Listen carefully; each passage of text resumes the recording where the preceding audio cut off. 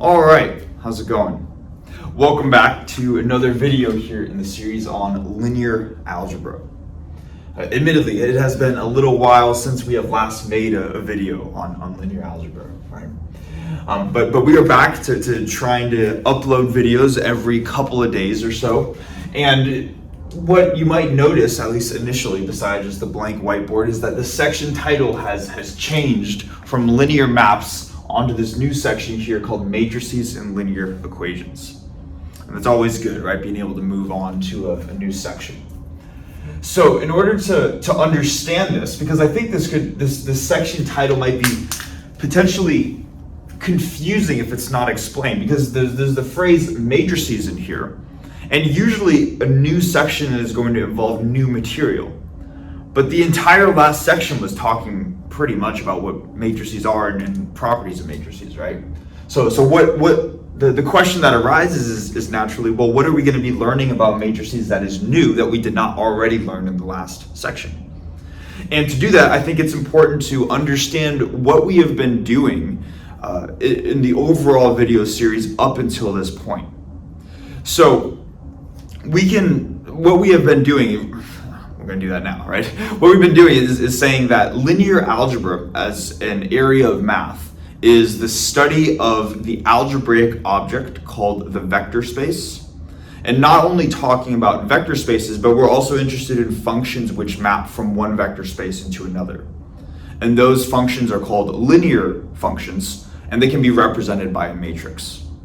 And that, I guess, is a very concise single sentence way of describing linear algebra. And really that's what we've been doing up until this point, right? We started with writing out the axioms of a vector space, saying this is what this object is that we're going to be studying. Then we started to look at its elements, or called vectors, and looking at various properties and operations that can be performed on elements, seeing how they interact with each other.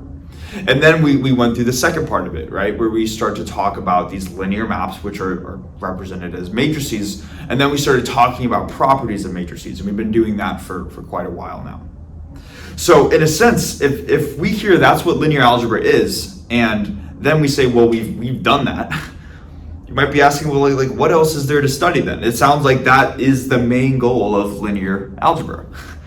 And to that, I would like to say, in a sense, that's true. In a sense, like, this is almost just what we have been going through is almost all of the theoretical background that goes into at least introductory linear algebra, a first course on linear algebra. But I also want us to keep in mind that linear algebra, when it's usually taught as a first course, is an interesting area of math, where sometimes math topics are going to fall purely under like a pure math point of view or more of an applied math point of view. And on this channel so far, we've been doing pure math type of things, right? Like the numbers and sets video series, as well as the group theory video series. But linear algebra is kind of a combination of the two. And what we've been really doing so far is we've been approaching linear algebra more from the pure point of view, thinking about it as a study of some type of algebraic object called the vector space. What we would like to do now, and what we're going to be trying to transition into for, I'd say, kind of the remainder of the video series, is to say, once we have established the foundations of linear algebra, which is what we just mentioned, how can we use those foundations in order to solve problems and to solve real world type of problems, so to solve problems in applied math, engineering, physics, chemistry, economics, like whatever the industry is that is going to be using this stuff, and there are plenty of industries that do. So to be a little more specific right here, and to understand, I think, this section title, I want to start by writing something out real quick. Let's say that I have a linear map T, maybe I'll call it M for map.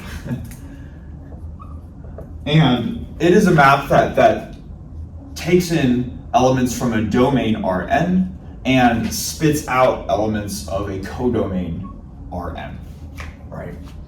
So what we could do is the first step, if we were to try to summarize, I guess, on a whiteboard what we've been doing so far, we could first say, well, all right, this is a linear map, so it can be represented by a matrix.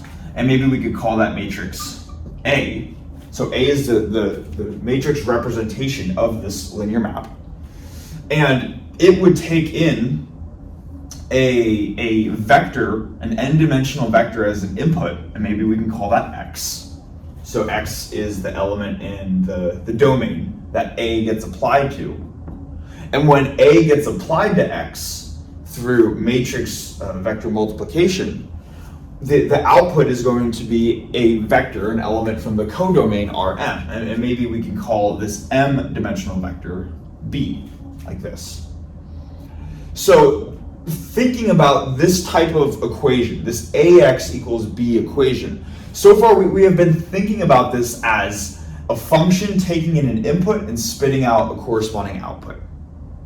But in order to make this transition, and in order to see how we can use matrices to solve linear equations, I want to just take this same equation that we've seen before in the video series and just to rewrite it in a sense that's going to be more applied.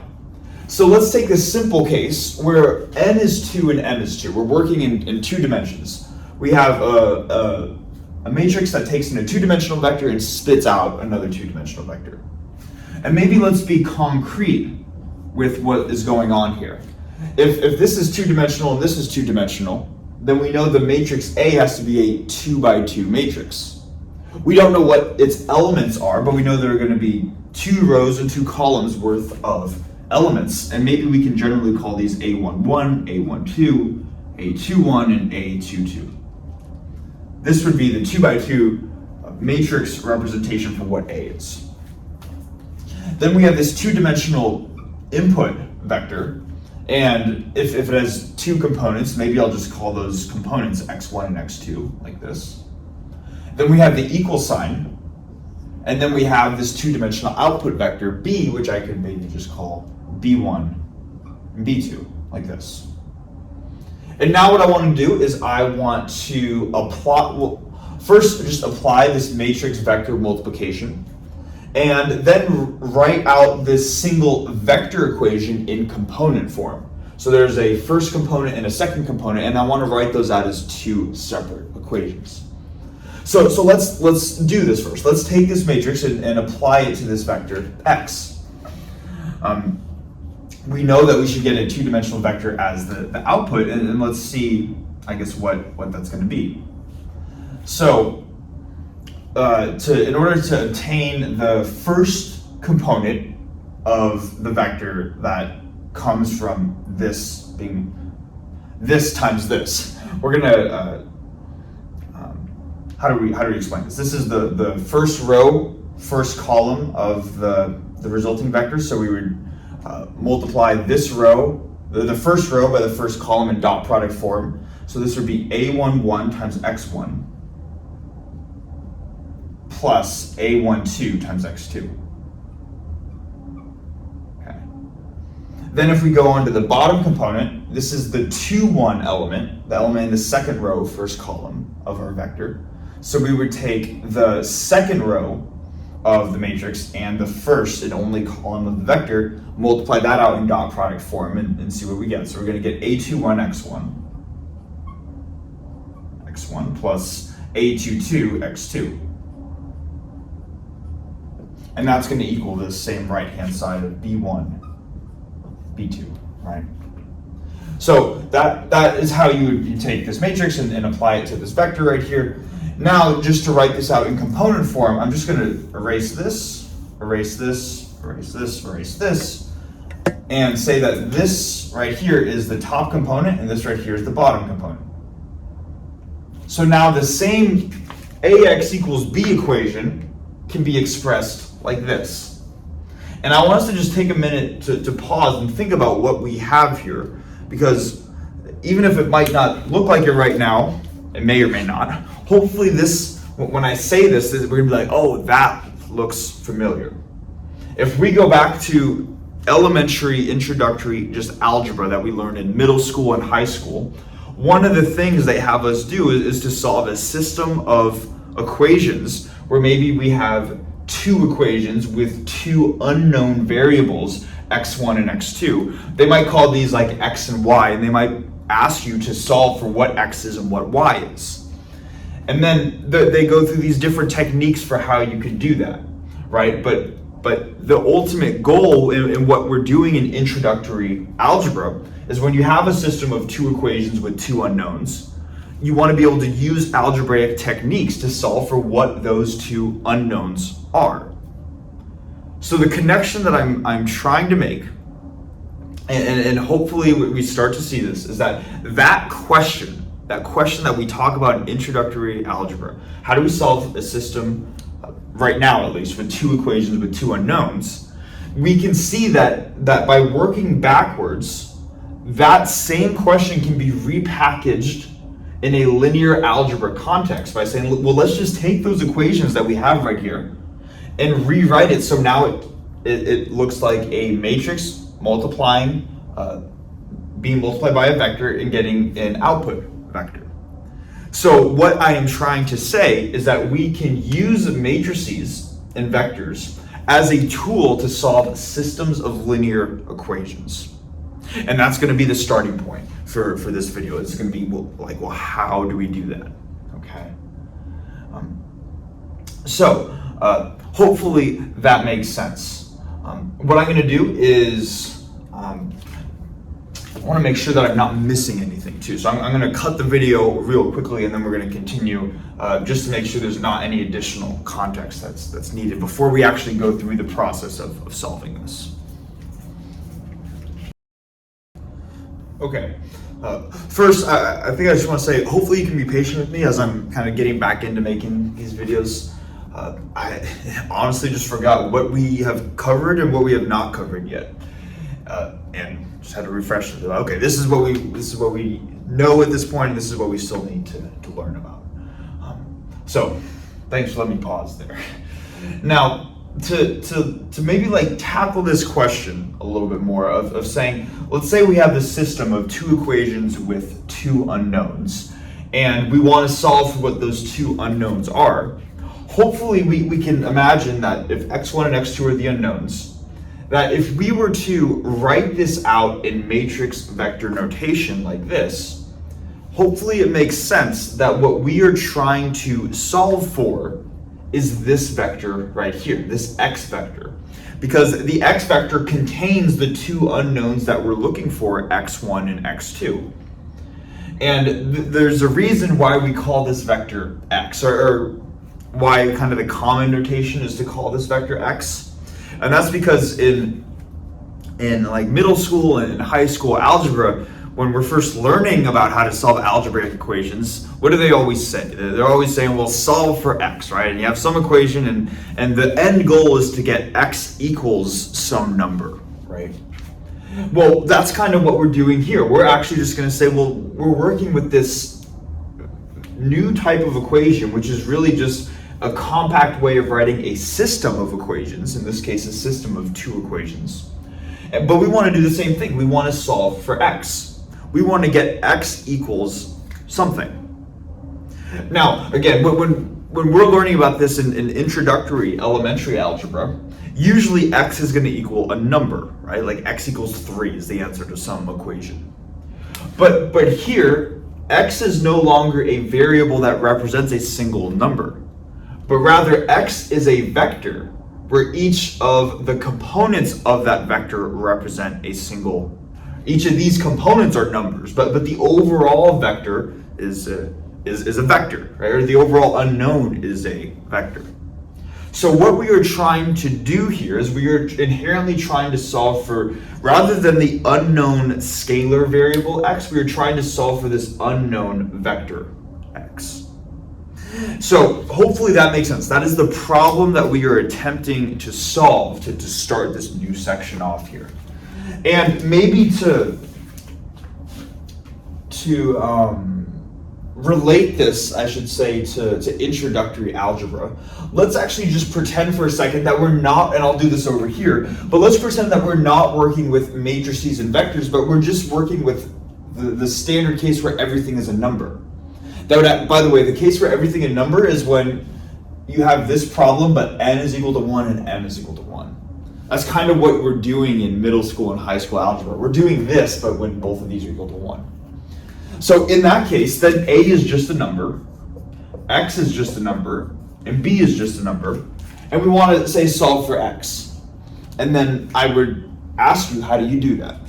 You'd say, okay, well you just divide a over, right? You can do that, and then you're going to get that x equals b over a, like this.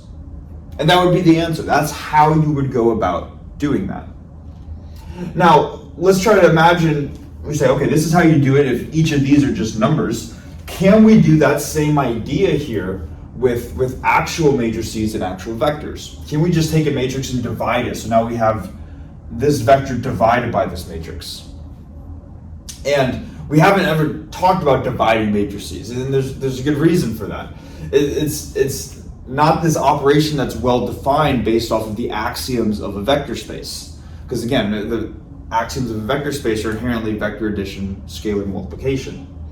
So if we think about this equation from a point of view where we can only, let's pretend we can only add and multiply, then I would ask you then, okay, well then how would you go about solving this equation right here? And the answer to doing that is, we'll say, well, instead of thinking of dividing, let's just multiply on both sides by 1 over a. We'll say this, if a is some number, 1 over a is also some number. We're going to multiply that on the left, and then we're going to multiply that on the right side of the equation. 1 over a and a cancel, and then we get that x is equal to 1 over a times b, right? So that kind of is just another way, and you might be saying, well, that's just dividing, right? And you're like, sure, okay. But what I'm trying to convey is this general idea of what we're actually doing here, which is to say that when we multiply by 1 over a right here, what is the general idea that we're doing? And I would say that the general thing that we're doing is we are taking this number and finding its multiplicative inverse. In other words, some element that when it multiplies a, we get back to the number 1. So it's almost like another way of saying this is a inverse ax equals a inverse b.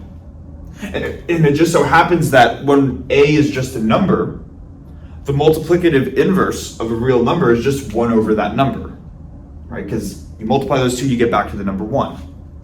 So that is the general idea. We are multiplying on both sides the inverse of whatever a is in order to isolate x as a variable. And by understanding that, we can then apply that to here and say, well, now let's just do that. Let's take the inverse of this matrix, which is kind of like just the inverse function of whatever a represents, whatever linear map a represents. And then we're going to get a inverse ax equals a inverse b, like that. A inverse times a, this is going to be the identity matrix, which is like the equivalent of the number 1. So those cancel out, and we're left with x equals a inverse times b. So that is the mechanism that we can use, the inverse of a matrix, to solve for what these unknowns x1 and x2 are. Now the question though, and this is what I wanted to check specifically, is have we gone through the process for looking at how to calculate the inverse of a matrix?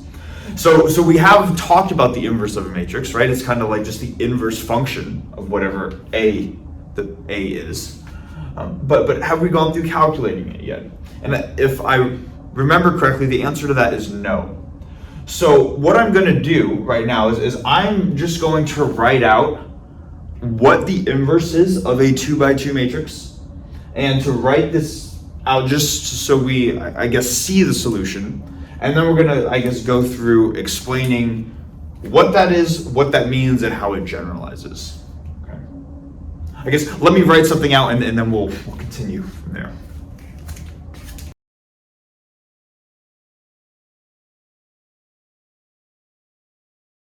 Okay, so what I have just written out right here might look a little bit confusing at first, but this is why I wanted to just explain this.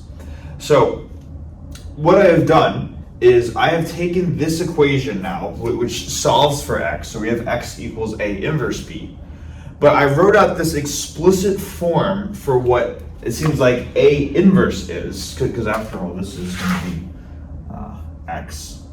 This guy right here is what I am calling A inverse, and this is the vector B right here. And what we might be asking ourselves is, well, I have never seen this equation before for this thing called A inverse. How do I know that's the inverse? It seems like you just wrote that equation. And to that, I would say you're right. I did just write that equation. Yeah. So what I am doing is I'm just saying this is what the inverse of a 2x2 matrix is.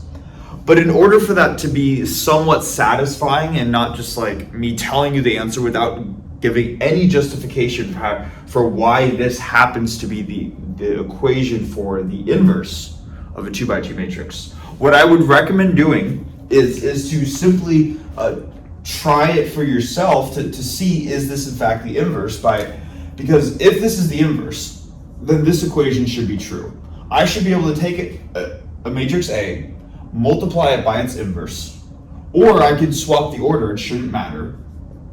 I can have A inverse times A, and regardless of how I multiply those two, I should get the 2x2 identity matrix as the output. So let's see, I guess, what I did specifically. First thing is you're going to notice there's this factor out front called 1 over the determinant of a matrix. And in order to really talk about the inverse of a matrix, you can imagine that there's a reason we haven't done so quantitatively up until this point, because we need, or it's useful, I should say, to have the determinant in order to calculate the inverse. So if this is our starting matrix, A11, A12, A21, A22, then to compute its inverse, you first compute the determinant of that 2x2 matrix.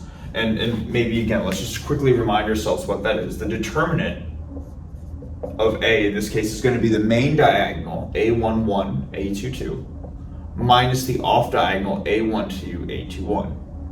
So this is just a number, and what we're doing is we're taking 1 divided by that number as a scalar out in the front. Then for the actual matrix elements that are within here, what we are doing going from here to here is we are taking the main diagonal elements and swapping them. So A11 goes down to here and A22 goes up to here. That's how we manipulate the main diagonal, and then for the off diagonal we keep the original elements in their same spot, but now we add a minus sign. And then, of course, we divide by the determinant of A into each of these elements. So really, this is A22 divided by this. This is negative A12 divided by this, and so on for each of the elements. Okay? And again, in order for you to gain some intuition, if this is not convincing enough, which it probably shouldn't be, for how to calculate the inverse of a 2x2 matrix, I would recommend just plugging in what A is and what A inverse is and apply matrix multiplication and see that you get the identity as the output. Okay. The reason why I'm just presenting this to you is because the inverse of a 2x2 matrix is such a common formula that it ends up being one of those ones that pretty much everybody memorizes, where you end up just swapping the order of the main diagonal elements, changing the sign on the off diagonal elements, and then dividing by the determinant. So now to say, okay, if this is the inverse of the matrix, then what we would be doing in order to solve for x1 and x2 is just applying this matrix multiplication equation out here, or over here. And maybe let's just quickly do that. So for my top component, so it'd be the 1, 1 component, so I take the first row times the first column. So let's see, we're gonna have, actually let's do this over here. I don't want this to get too low on the board, but x1 is going to be 1 over the determinant of A, so 1 over A11, A22 minus A12, A21, and then we're going to have A22B1 minus A12B2. Let me see that. First row, first column. So then we're going to have A22B1 minus A12B2. That's what the top component for x would be. And then for the bottom component for x, we're still going to have this 1 over determinant of a factored. 1 over A11, A22 minus A12, A21. And then because this is the second row, first column component, we're going to take the second row multiplied by the first component. So that would be negative A21 B1 plus A11 B2. And that's what x2 would end up equaling. So what we have done here is we have just found a very general way to take any system of two equations with two unknowns, x1 and x2, and solve for those using this matrix vector sort of language right here, okay? So it turns out if you want to solve for whatever these numbers, A11, A12, whatever the A's and whatever the B's are, turns out that this is what the two unknowns are going to be every single time. Okay, so kind of cool in a sense. Like this is a general expression to always solve this regardless of what the numbers are equal to. Now, before we move on, a couple things that I want to say. First thing is to say that A inverse, even though this is the expression for how to compute the inverse of a 2x2 matrix, and admittedly I would say is worth memorizing, the inverse of a matrix does not always exist. And we might be like, oh my god, that's just this one other thing that I got to think about now. Now the inverse doesn't exist. But I want to provide a way to hopefully make it clear for why it wouldn't exist. And you could even look at this equation and say, well, when would this expression almost just not make sense? Or when would we be doing something that is mathematically illegal? And that would be the case when we are dividing by 0. Right? If we have 1 divided by 0, the whole thing blows up regardless of what these elements are right here. So it turns out that when we have a determinant of 0, so whatever matrix we have, if its determinant is 0, then that matrix is considered non-invertible. It does not have an inverse. The reason being, at least explicitly in the 2x2 case, is you're dividing by the determinant right here. Okay. So that's the first thing that we want to keep in mind is that we only want to look at these equations when the matrix is in fact invertible. But fortunately, the easy way to check if it's invertible is just to compute its determinant. And as long as it's not 0, any number other than 0, then it's invertible. If it is 0, then it is not invertible, and you can't do this. Okay. That's the first thing. Second thing is you might be saying that, okay, we found this general way of writing the solution for two equations. But when I was in middle school and high school algebra, they taught me about elimination and substitution as ways of calculating my unknowns x1 and x2. Why go through this process, which might seem like there's a lot more going on in order to solve for those, if I already know perfectly good techniques for solving for a system of two equations with two unknowns? Why go through all this trouble here? And the answer to that is that while that might work for a system of two equations with two unknowns, imagine if we have a larger system. Imagine if, for instance, we have a system of 10 equations and 10 unknowns. Do we really want to be doing substitution and elimination of 10 different equations? And the answer is probably no, right? That's going to be very extensive.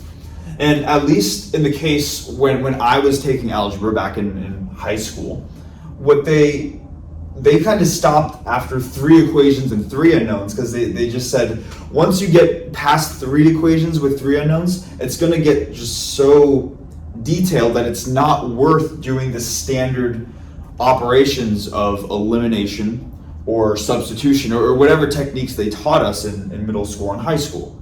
It's just not efficient. And that's where the usefulness of matrices and vectors starts to generalize. We took the case at the very beginning of all of the stuff here on the whiteboard. We took the case where n equals 2 and m equals 2. But you could also imagine that I could set n to be 100, m to be 100. And if I were to do that, this same structure would hold. I could still write out the matrix vector way of I could still write out the equation in matrix vector form compactly, just like this. So what I'm trying to say is that the reason why we're learning this alternative approach to solving systems of linear equations is that linear algebra provides a mechanism for how to solve that tells us how to solve a system of many equations with many unknowns, and you can make the number as arbitrarily big as you want. And then we're not limited by some of these techniques that rely on involving small numbers of equations. So to answer the question, how do I solve a system of 100 equations with 100 unknowns? Well, you just write this out in a vector. This would be your variable vector with the 100 unknowns, x1, x2 through x100. You would write out what the right-hand sides are for each of the 100 equations, and then you compute the inverse of a 100 by 100 matrix. That is how you would go about solving a system of 100 equations with 100 unknowns. And you can do it at least write this out rather concisely using linear algebra. Okay. So hopefully that makes sense. That is why we're doing this. That is why linear algebra is so powerful, and its ability to generalize to larger systems, which is something that we haven't been able to do up until this point. Now, the next question that might arise, and this is what we're going to be getting into next, is you might be saying, well, you kind of just showed me how to calculate the inverse of a 2 by 2 by just telling me this is the inverse of a 2 by 2 and saying, if you don't believe me, check it. And I hope I did it in a nicer way than that, but essentially that's what I did, right? I did just give you the expression for the inverse of a 2 by 2 and told you to go check it if you're not convinced, because I don't feel like writing it out to do that. But we might be saying, okay, well, if we're working with a system of 100 equations and 100 unknowns, and A is a 100 by 100 matrix, or just an arbitrarily large square matrix, how do I compute the inverse of that large matrix?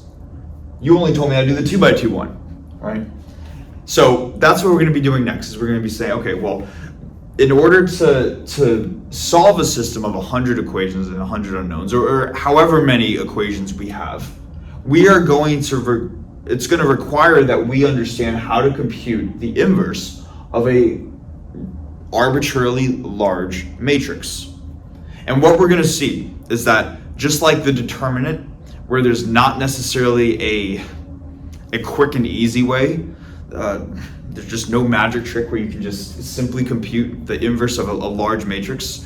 There are ways that you can express the inverse of a matrix that can seem very step by step. Kind of like how with the determinant, we express those in terms of minors and cofactors.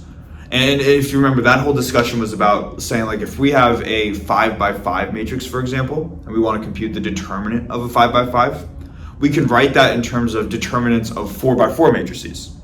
And then we can write each of those 4 by 4 determinants as a sum of 3 by 3 determinants. And then for each of those, and you see how it's kind of just like it's nested. And you can go all the way down to the 2 by 2 case, and then we know how to compute the determinant for a 2 by 2 case. Turns out we can do the exact same thing, but for an inverse of a n by n matrix. And that's what we're going to go through next. Okay. So hopefully that makes sense. So what I'm going to do is I'm going to erase everything that we have right here and then go through that process to say, how can we actually compute the inverse of an n by n matrix?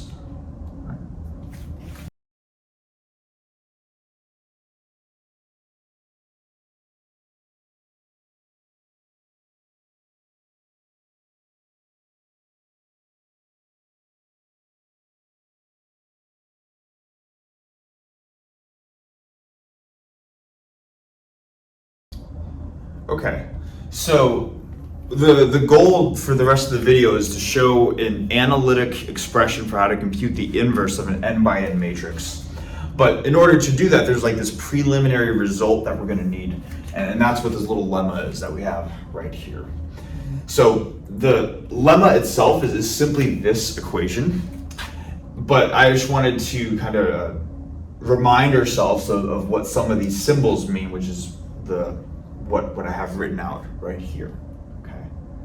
Now this equation might look somewhat similar or familiar, I should say, and that's because we've seen this variation of this equation, or a variation of this equation, just a couple of videos ago. This is from Laplace's expansion formula. I don't know if that rings a bell. Hopefully it does. Maybe what I'll do is I'll just write out Laplace's expansion formula right here so we have that fresh in our mind. So Laplace's expansion formula was a way that you can calculate the determinant of a matrix. So the determinant of a matrix A is going to be a sum going from k equals 1 to n, and then we have aik delta ik. And we spent a lot of time proving that equation right there. It was a rather long video. The proof was dense, but we got through it, right? And I just want to say a couple things to see how that is related to this, but how it's also a little bit different. So it says that the determinant of A sums over some index k, and within the summation there are going to be a product of two terms, or a product of two quantities in each term in the summation. The first quantity is this aik, and that just represents one of the matrix elements, and specifically little aik is going to be the element of the matrix A that is in the ith row and the kth column of A. So this is some matrix element right here, and then delta ik is referred to as the ikth cofactor of the matrix A. And in case it's been a little while since we've talked about cofactors and minors and cofactors and all those things, so that's why I have these lines right here. So in general, I wrote delta jk because that's what the original lemma has in the equation. But the jkth cofactor is some multiple of -1 times the jkth minor of that same matrix. Then we ask ourselves, okay, well, what is the jkth minor of a given matrix? Well, if A is an n by n matrix, then M is going to be the same as the matrix A, but if we removed the jth row and the kth column from the matrix A. So you can imagine if we remove a single row and a single column from an n by n matrix, what we're going to be left with is an n minus 1 by n minus 1 matrix, or a matrix with one less row and one less column from what we started with. Okay, so that's the minor. The cofactor gets defined in terms of the minor, and that's what this triangle symbol known as the Greek letter delta is right here.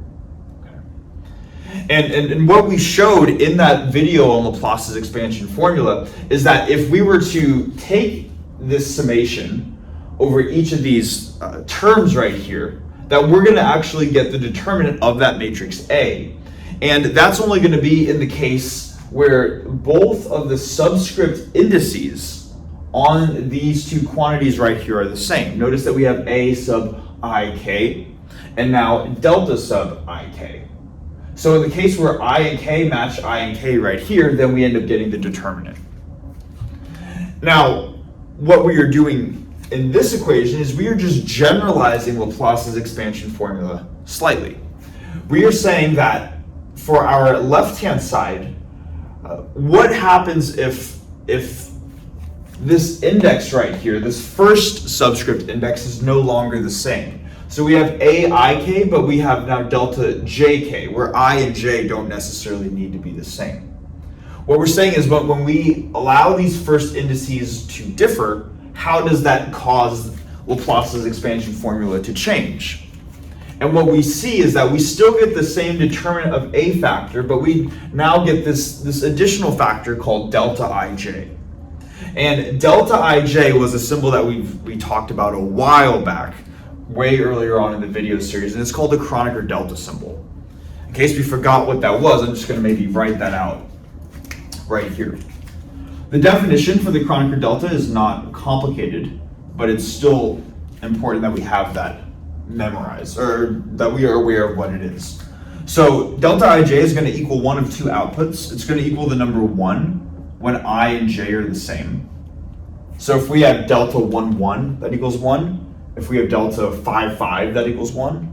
Delta 7, 7, that equals 1. And then it's going to equal 0 whenever these two subscript indices are different. So this could be delta 1, 2, delta 2, 6, delta 7, 8. Whenever the two indices are different, we're going to get the number 0. Okay, so it's going to equal 1 or it's going to equal 0. Now, let's just see how that relates to this equation and what the lemma is really telling us. First of all, this is telling us that when the first subscript indices on both of these quantities are the same, so when I equals j, then we get this quantity is just 1 times the determinant of a. So what this is telling us is that when the first indices are the same, we just get Laplace's expansion formula, which we already know. But what it is saying additionally is that when the indices are different, when I is not equal to j, then what would the value of delta ij be over here if they're different? Well, it's going to be 0, right? So what it's saying is that if we were to change the first subscript index on these two terms so that they are different now the whole thing ends up going to 0. And that is the generalization of Laplace's expansion formula. Okay. Now we might be saying, okay, cool, I understand what it's saying, but it's not good enough to merely state this. We want to actually show that this is true rather than me just telling you that this is true. So let's go through proving this.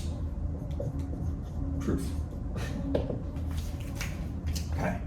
So in order to just start the proof off, what I want to do is I want to write out our matrix A, which is like kind of the main matrix of this lemma right here. And I want to just use some notation to describe what A equals. So if A is this square n by n matrix, I can kind of draw it out like it's a box like this. Let me actually just make a little more room. I'm not sure how much room I'm going to use up. But A is this n by n box. And if it's an n by n matrix, it's going to have n associated rows in it. So I could denote the top row as R1. And the bottom row would be the nth row, or Rn. Like this. And then maybe let's suppose that somewhere in between the top row and the bottom row, I have the ith row, which I can call R sub I. And then I also have the jth row, which I can call R sub j. So these are just two arbitrary rows somewhere in between the top and the bottom row of our matrix A. Okay. This is the original matrix that were provided in this lemma. Now what we're going to do is we're going to construct a new matrix, which we're going to call B. And B, if I were to write it out like a box like this, is going to be very similar notation-wise to the matrix A. It's going to have the same top row as A, so it's going to be the same R1 as we have right here. It's going to have the same bottom row, so I can write R sub n as the matrix A. And it'll have the same ith row as well, so whatever R sub I is. And it turns out that it's going to have every row of A be identical, except when we get to the jth row of this new matrix. And when we get to the jth row of this new matrix, rather than filling in this row with whatever these numbers are right here, we're going to just create a copy of whatever these numbers are in the ith row of A. So this is supposed to go in the jth row of B, but it's filled in with the numbers that fill in the ith row of A. So we have duplicate rows right here. Okay. So hopefully that makes sense. We're just altering one row of A and defining it as a new matrix, which we can call B. Now, the next step is to say, what do we know about the determinant of a matrix that has repeated rows or repeated columns? And maybe I'll think about it for a minute. But to spoil it right away, I should say, is that whenever we have a matrix that has repeated rows or repeated columns, I do hope we've covered this at some point, then we immediately know that the determinant of that matrix is going to be 0.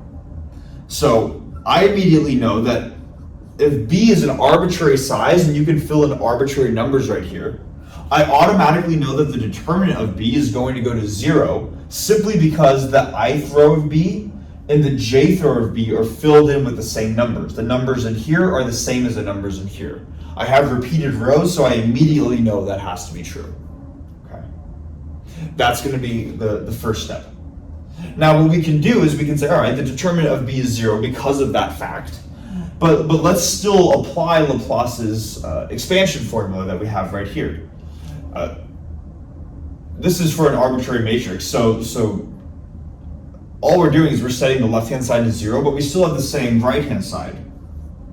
And what I'm going to do is I'm going to say we have k equals 1 through n, and k is the only index that is being summed over, right? Like we're going from k equals 1 through k equals n. But if you remember, one of the properties of Laplace's expansion formula is that we could freely choose whatever the I index was. We could set that to be 1, 2, 3, 4, all the way through. We could set that to be whatever number we wanted, and that wouldn't change the outcome of what the determinant was. The only thing, it's a free index here and it's a free index here, whereas k gets summed over. So rather than writing out the determinant of B as B ik delta ik, because I can choose this index, this first subscript index, what I'm going to do is I'm just going to give it a different name. I'm going to call it J.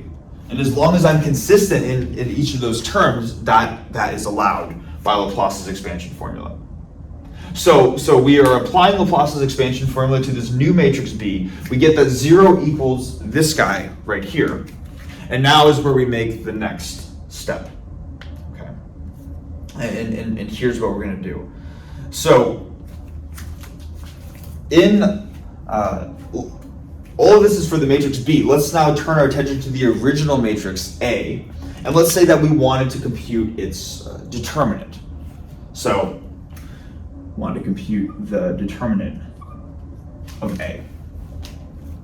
And in the determinant of A, it is inherently going to rely on the elements of A as well as its various cofactors.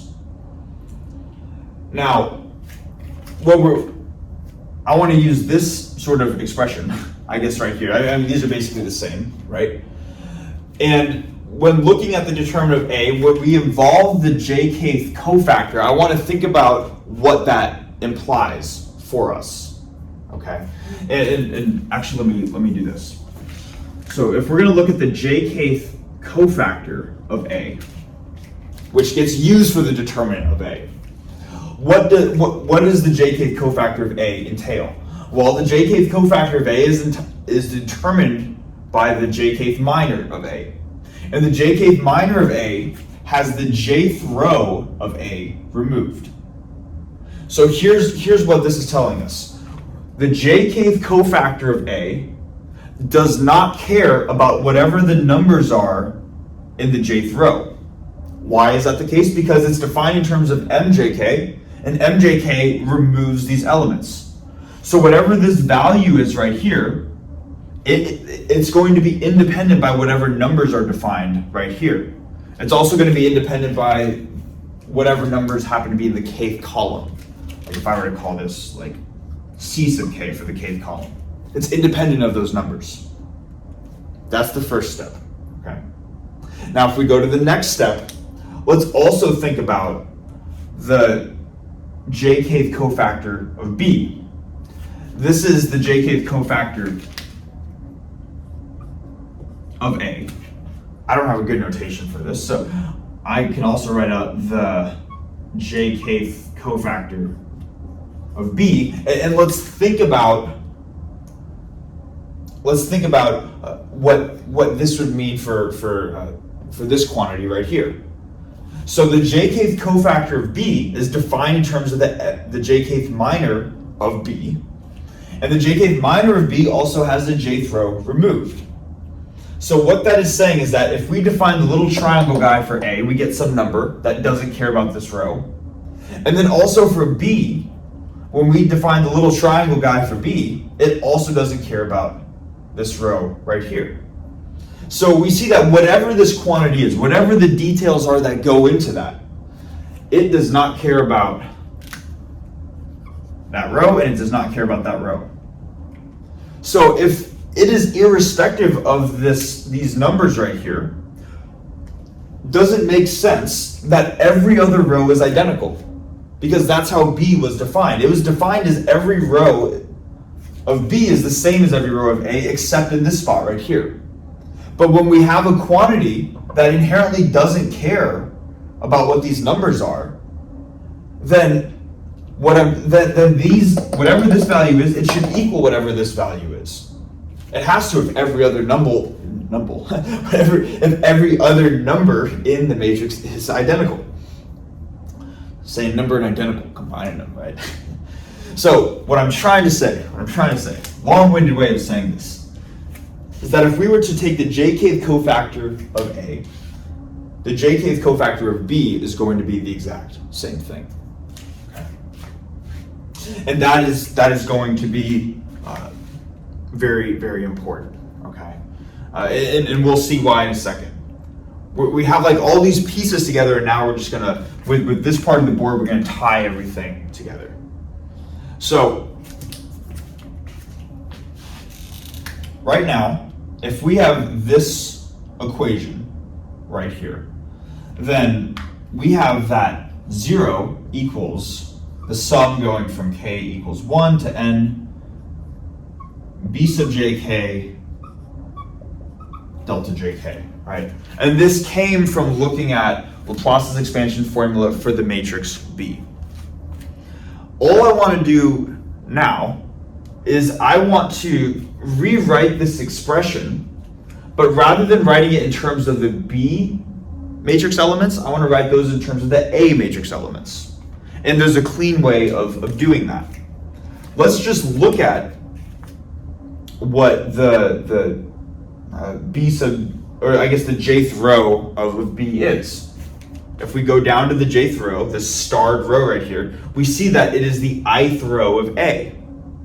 So what we can do is we can simply replace B sub jk with A sub ik, right? Because this is the jth row of B, and these numbers are the same as the numbers in the ith row of A.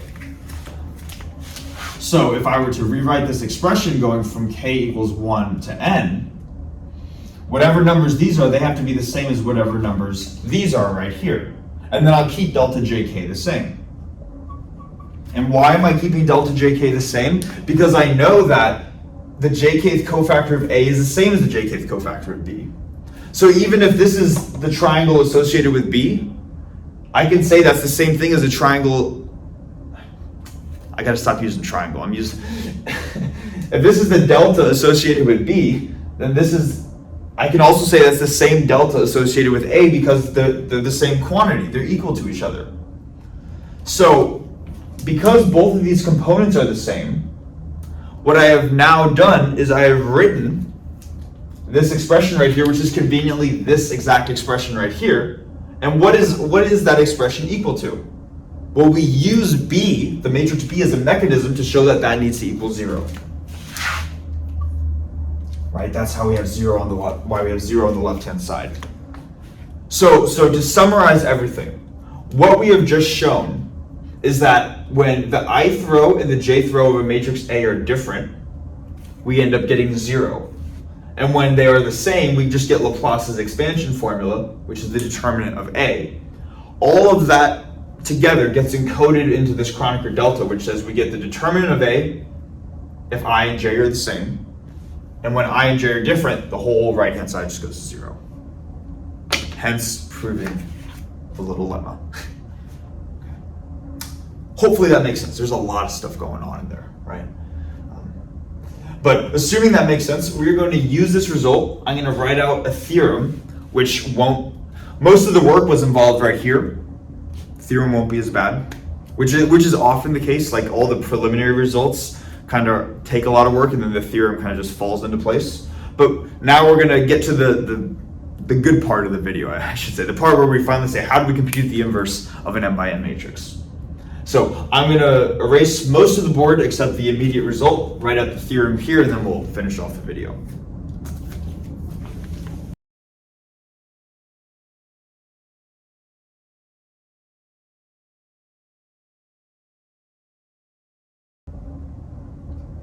Okay, so now to tie everything together to finish off the video. So we're now at the point where we can compute the inverse of an n by n matrix and come up with an analytical expression for how to actually do that. This is it right here. It says, first, if the determinant of a given matrix A is not 0, then that tells us that the inverse of that matrix A exists. And the way that we would compute the elements of this inverse matrix is by this equation right here, where what this is saying is that if we were to look at the element in the ith row in the jth column of our inverse matrix, that's going to equal the jith cofactor divided by the determinant of A. So this right here is quite literally how you would compute each element of this inverse matrix. Okay. Now, just to start with the first part, it says if the determinant of A is not 0, then the inverse exists in the first place. We already saw the case, the 2x2 case, where we said that if A equals ABCD, some 2x2 matrix, then A inverse equals 1 over the determinant of A, or AD minus BC, and then we swap the main diagonal and change the sign of the off diagonal, like this. So what we inherently saw with the inverse of the 2x2 determinant, or the 2x2 matrix, is that there's a factor of 1 divided by the determinant of A inherently included in the inverse, the equation for the inverse. It turns out that generalizes as well. Even if you have an n by n matrix, its inverse will have a factor of 1 divided by the determinant of the matrix itself as a prefactor. So that's why you have this expression right here, because you need the determinant to not be 0 in order to avoid dividing by 0 in the denominator. So that's just why this is mentioned right here. All right. So that takes care of that part, but let's actually go through proving that this equation is valid. And to start by showing this is valid, we're going to start with just a matrix equation that should hopefully make sense, which is to say that if we had a matrix A and we were to multiply it by its inverse, this should undo the effect of A, and we should get back to the do nothing matrix, or the identity matrix. So this is going to be our starting equation, but it's written in matrix form. What I want to do is to write this exact same equation, but now in element form, where we are just going to write this out, in element form. Let's see how we do that. Starting with the identity matrix, and this is something that is probably worth mentioning. If the identity matrix is a matrix that has 1 along the main diagonal and 0 everywhere else, another way of saying that is when the row index is equal to the column index. So when we have the 1, 1, the 2, 2, 3, 3, 4, 4 elements, all of those are equal to 1. What we're saying is that when I equals j, we have 1. And when the row index is not equal to the column index, so somewhere off the main diagonal, then we have 0. What I'm trying to say is that the Kronecker delta symbol, part of why it's so useful, is that it can be used to represent any element, the ijth element of the identity matrix. This is the way to write the identity matrix in element form or component form. And hopefully it makes sense, right? Just take any value of I or any value of j, plug it into the Kronecker delta. That's what the ijth element of the identity matrix will equal. So this is just another way of writing this right here. Now let's do the same thing, but just for the other two parts of our equation as well. What we would ask ourselves, well, first I should say that we're taking a matrix product, and we ideally want to compare the ijth element of this overall product to the ijth element here, right? So that way we're matching elements up with each other. So whatever this matrix product is, we want it to be the ijth element to compare it to the right-hand side's ijth element. So then we would ask ourselves, how do we go about finding the ijth element? And let's see, I'm gonna hope that this makes sense. But if we have two matrices and we're multiplying two matrices by each other, and we want to obtain the ijth element right here, maybe this is the ith row in the jth column, like this. The way we would go about doing that is by taking the dot product between the ith row of our starting matrix and the jth column of our ending matrix. Treat these as vectors and perform a dot product on them, right? That's kind of the mechanism that we go about finding the resulting element of the new matrix. So that's kind of what we're going to be doing here. So if I want to find the ijth element of this product, I need to take the ith row of A inverse and multiply dot product style by the jth column of A. So if we do that, make sure I get this right here. Let's do this. Then the jth column of A can be represented by A sub kj. The important thing is that there's a j subscript in the second spot to say that these are elements in the jth column. This could be whatever value we want. And then we want to pick out elements in the ith row of A inverse. So that would be taking this equation right here and just forcing the first index to be I. So by taking this equation, we're going to have delta ki divided by the determinant of A, like this. Is that right? Yeah. So we have that. Make sure that I'm getting everything correct here. Okay.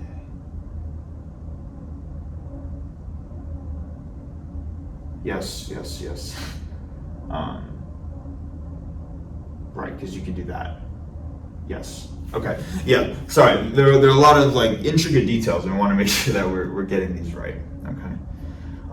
So this is inherently the product, and if we're performing a dot product, then we are inherently performing a sum going from k equals 1 through n. Right. Hopefully this makes sense. We would take the first element of here times the first element of here. That would be when k equals 1.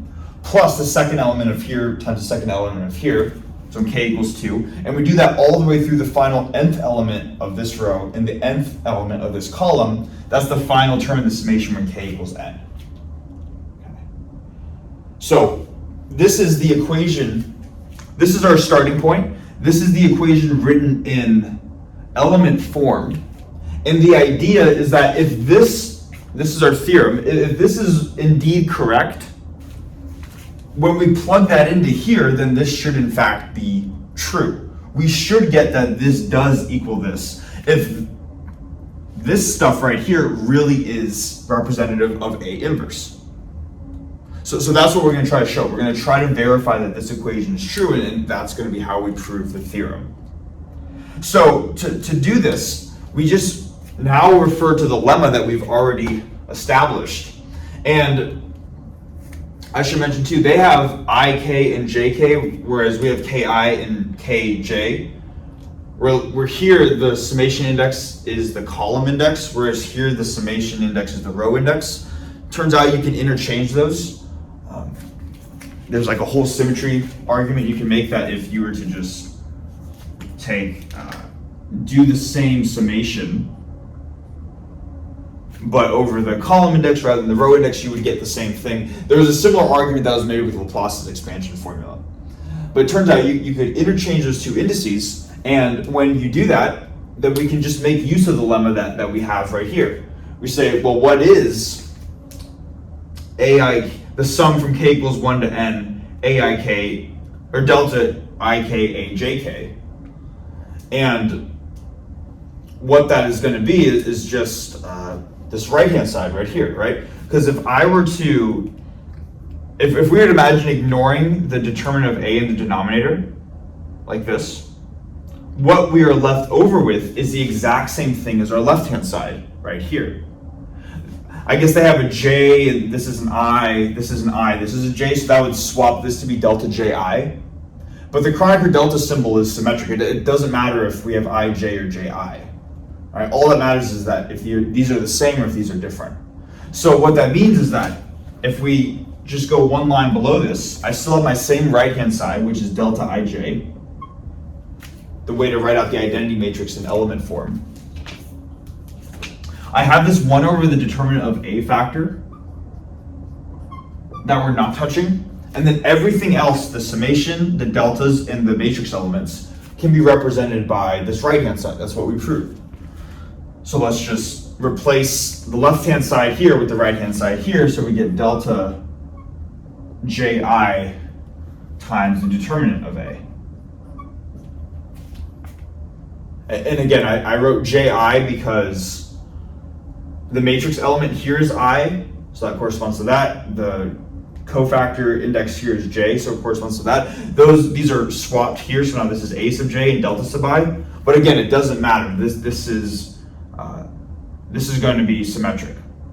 So we get to this part, and then the factors of the determinant of a cancel each other, and then we get that delta ji equals delta ij. That is a true statement.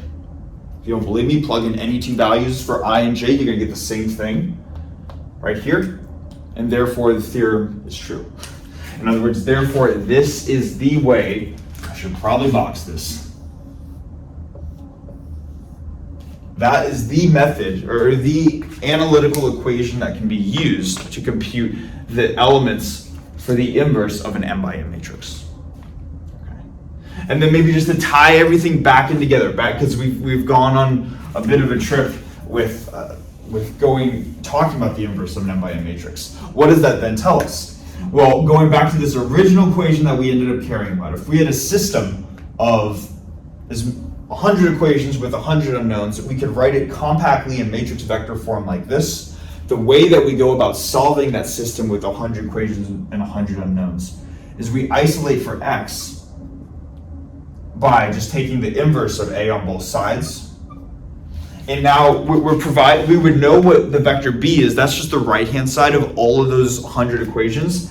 A inverse, you'd have to calculate its elements. How do you calculate its elements? By this right here. And hence, linear algebra provides a mechanism for solving many different systems of equations all at once using the power of matrices. We're going to continue this discussion, and we're going to get into a little bit more detail, but this is one method that can be used to solve systems of linear equations. Definitely want to stop here, though. It's been a lot already. But yeah, thanks so much for watching, and I will hopefully see you in the next one.